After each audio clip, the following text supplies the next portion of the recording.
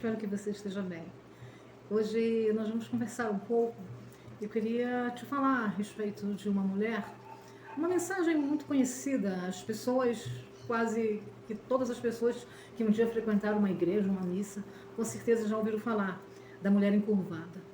Esta mulher era uma mulher que há 18 anos ela havia contraído uma enfermidade. A Bíblia fala que ela contraiu um espírito de enfermidade, que fez com que houvesse uma espécie de paralisação na vida dessa mulher. Note que a enfermidade ela se situava nas costas, na coluna, que nos mantém eretos. Então devia ser algo muito incômodo para aquela mulher, como é para qualquer pessoa. Às vezes nós damos um jeito na coluna e às vezes nós ficamos entravados. Gente, é ruim demais, né? Quando nós passamos por essa situação. Conheço pessoas que também estão passando por isso. Contraíram um bico de papagaio, lesões na coluna, enfim. Há uma variação de doenças que podem decorrer de algum problema relacionado à nossa coluna. E nós sabemos como é difícil passar alguns dias assim. Agora, imagina uma mulher que havia 18 anos, com a coluna totalmente encurvada. A cabeça dela, de acordo com o que nós observamos dentro dos estudos que existem a respeito desta doença que afligia esta mulher, ela praticamente vivia com a cabeça para baixo. Ela não conseguia levantar a cabeça porque a doença não deixava. Sabe, irmãos, é uma coisa muito interessante nós observarmos o que está acontecendo no mundo. Nós estamos passando por uma crise emocional, psicológica, depressiva muito grande. As pessoas hoje, elas estão fechadas, até por conta de todo esse processo pandêmico que nós estamos vivendo.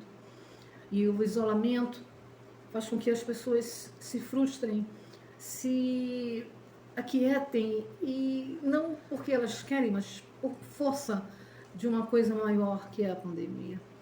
As pessoas estão se fechando em si mesmas, estão se deprimindo, estão se entristecendo por vários fatores. E isso é uma coisa que nós devemos estar muito atentos com os nossos familiares, os nossos amigos, pessoas que porventura nós conhecemos e vemos que o comportamento delas está diferente.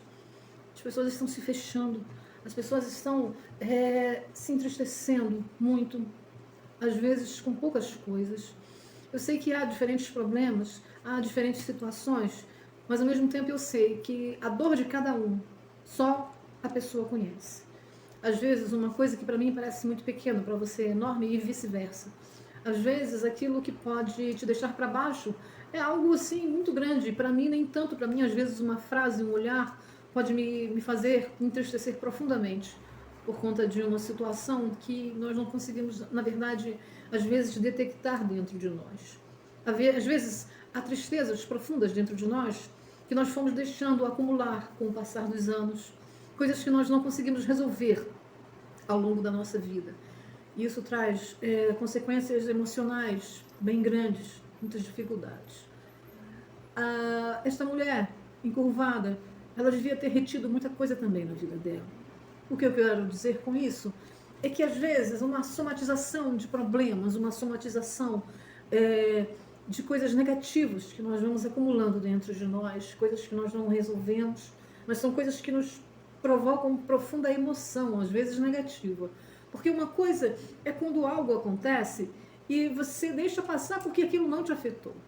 Outra coisa é quando algo acontece que te dói profundamente, que te marca profundamente, e você coloca ela, internaliza ela dentro de você. Você não conseguiu resolver, mas ao mesmo tempo você não conseguiu deixar para lá. E aquilo entrou dentro do seu emocional, do seu psicológico, e aquilo vai te corroendo, aquilo você vai lembrando todos os dias, e aquilo vai te fazendo um mal tão grande. Aquilo vai somatizando dentro de você uma coisa negativa, uma somatização de sentimentos ruins, que você não vai saber como lidar depois de um certo tempo. Por isso que quando nós perdoamos as coisas que as pessoas nos fazem e nós não ficamos repetindo aquilo na nossa mente, nós não ficamos remoendo aquilo na nossa mente. Isso é a melhor maneira de levar a vida e as situações. Porque quando você perdoa, você realmente tem que esquecer. Deixe para lá. Não absorva coisas negativas, porque isso influenciará muito o nosso psicológico, o nosso emocional, futuramente, depois de um certo tempo. Eu sei que é muito difícil, mas nós temos que tentar viver a vida de uma maneira mais leve. Nós temos que tentar resolver as coisas de uma maneira que nós possamos sofrer menos. Porque quanto mais sofrimento nós trouxermos, quanto mais lembranças negativas nós trouxermos para nós, mais nós vamos sofrer, mais nós vamos nos entristecer, mais vai nos afetar psicologicamente. E como diz a palavra do Senhor, já basta o seu mal a cada dia, porque todo dia há coisas diferentes, não só coisas boas, nós sabemos, há coisas ruins também que os dias nos trazem.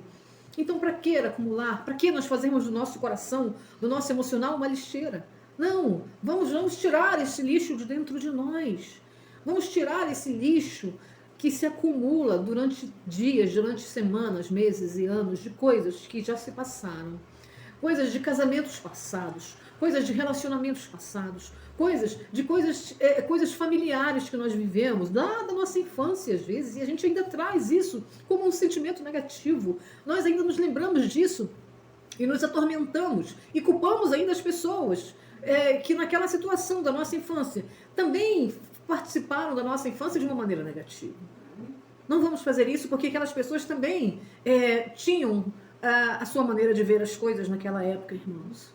Vamos nos poupar e vamos poupar também as nossas lembranças, as lembranças das pessoas que às vezes sem querer nos fizeram mal.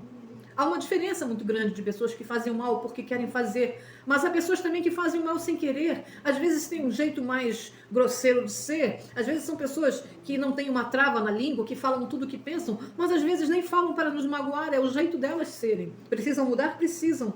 Mas elas às vezes ainda não entenderam, não tiveram essa consciência de precisarem mudar. E por isso elas ficam aí espalhando palavras às vezes, frases às vezes, comentários às vezes, que entristecem a todos que ouvem. Mas deixe que elas uma hora vão parar e vão se analisar, nós esperamos que isso aconteça. Mas vamos voltar para o nosso assunto.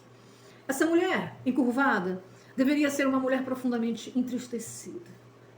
Porque sem você olhar normal, sem você estar na posição de pé, ereto, você consequentemente não verá o sol, você consequentemente não verá as estrelas, você consequentemente não verá a beleza de uma árvore frutífera olhando para cima, porque ela não podia olhar para cima.